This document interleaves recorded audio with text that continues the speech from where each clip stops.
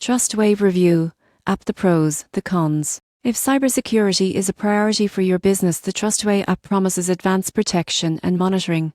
But is it really as effective as it claims? One of the biggest pros is comprehensive security. Most people get this wrong by assuming mobile apps can't offer enterprise-level protection. Trustwave provides threat detection, vulnerability scanning, and compliance management all from your mobile device, giving it teams real-time insights into potential risks. The app also offers reporting and analytics. You can track incidents, monitor trends, and generate compliance reports for frameworks like CDS. For example, businesses handling credit card data can quickly identify vulnerabilities and take action before breaches occur. Another advantage is integration. Trustwave works with existing infrastructure, allowing seamless alerts and updates without disrupting workflows. This centralized approach simplifies cybersecurity management, especially for small and mid-sized businesses. However, there are cons. Some users report that the interface can be complex for beginners, and understanding the data requires prior cybersecurity knowledge.